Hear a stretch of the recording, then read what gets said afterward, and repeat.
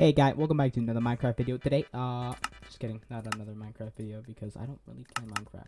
However, I do have something I would like to show.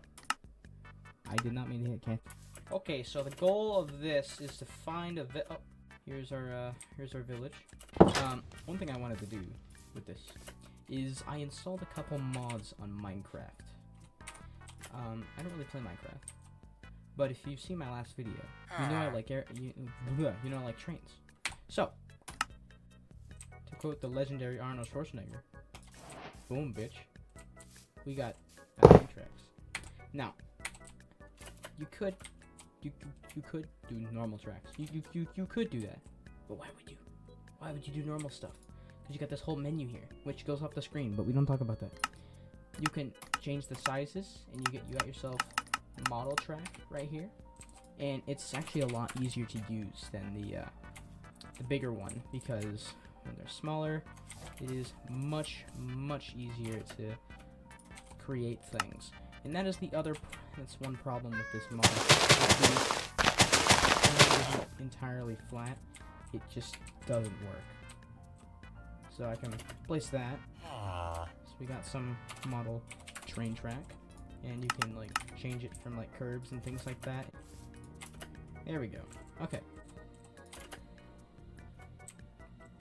And I believe, actually, you know what? I think I'm gonna make this a little bit shorter so I can do the curves properly. You know what? Actually, I will be right back. I will show you guys what this looks like when I am done. Alrighty guys, I have finished this little loop of track around the little village. I had to make a kind of awkward turn over here, but we'll survive. Now to the fun part, the actual trains. So you gotta go into the little locomotive area. For the sake of demonstration, I will use a Jivo and put some standard wood cars. I'm gonna put this down. It's a freaking model train, dude. Look how amazing this is. Now, if you go in here and you get your paintbrush, not a paintbrush, and you right-click this, if it'll work sometime this century. Come on, there we go. It changes freaking colors, man. It's insane. I love this. Working on it. Here we are. CSX special paint. Now that is amazing. I like the 1776. If you can't tell. Let me put some of these freight cars. Some little variety going on. One thing I want to do before I do anything else is, right now these center beam cars and this little bulkhead car over here are empty, but if you right click on them, you enter them, and you right click again, and then you select this, and get it off, you got yourself a full center beam car. Now, the size of each car is proportionate to how big they actually are. So if I right-click this bulkhead thing, there's only 6 slots, which, I mean, makes sense completely. It's literally a model train, can't really hold a whole lot. Let me just finish filling these up. Okay, now that I have filled up all of these, you might want to just get on the train, or try to get on the train, and just start going. But, oh no, my friend, you gotta slow down. Basically, you right-click on this, and you need a fuel source. Now, this is why, in the same little tab over here, you have Immersive Engineering, or at least you should.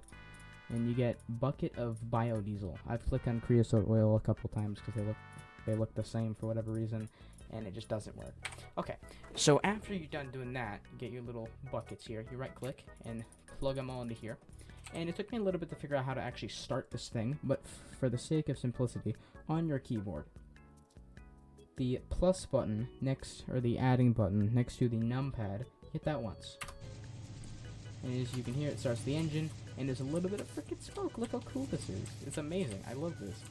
Now, you can't go immediately even after you started the engine. If I right click again, you can see on the left side there, the temperature starting to heat up. That's in Celsius. As a fat-brained American, it took me a little bit to figure that one out, but it is temperature out down there. And you needed to get up to 75 before you can start going. So I will have you guys come back when it's done heating up. Okay guys, this should be about heated up, or at least warmed up. If you haven't noticed, I changed some of the textures on the cars with the paintbrush the same way you did on the engine. And I also added a couple more cars at the end just to kind of show off what the mod offers. So basically, like I said earlier, when you start the engine is with the plus sign on the numpad, and it kind of works the same way when you're operating the engine. Instead, you're using the numpad. To release the brake, you press the 1 key. To increase the brake, you hit the 7 key. And the 4 key to set it back to default. Now, you do 8 to go forward, which it takes a minute to do that, and then 5 to go back to idle, and then you use the 2 button to go backwards, which seems pretty straightforward to me. So if I hit 8 a little bit here, we now start to move forward. But I haven't actually coupled any of my cars yet, so I would like to go backwards, and it just goes.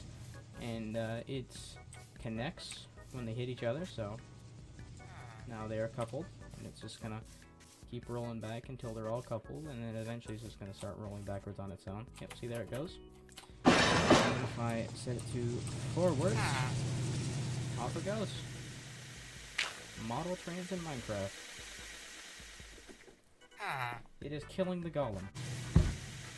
Oh, the tree saber. Anyway, so yeah, the train just gonna go around the little course I set up over here. And the train, no matter what the size it is, it runs over hits.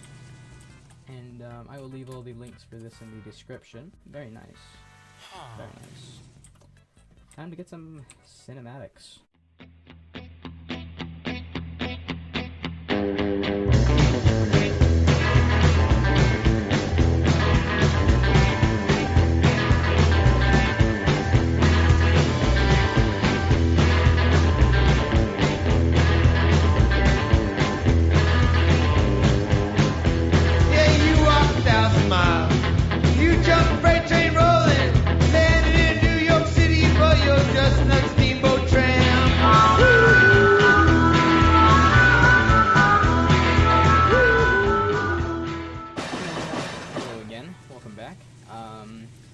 I'm now on the train because I would like to show you guys how to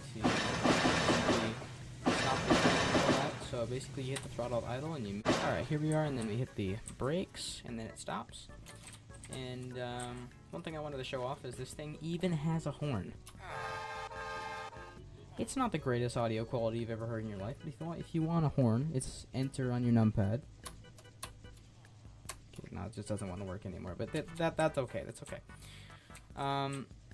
Of course, the bigger trains work the exact same way that these do. It's just, you know, bigger, and the trains will lock on to the actual scale. So if I wanted to put that exact same G, I could just place it, and it scale locks to the track. Now, I'm on top of that train, but if you get in here, you can actually kind of walk around. But if I made the track a little bit bigger, I could, you know, clearly fit in the cab. If you want to shut it off, the same exact plus button on the numpad is the toggle button to turn the engine off. As you can see, the smoke is gone and the sound is gone.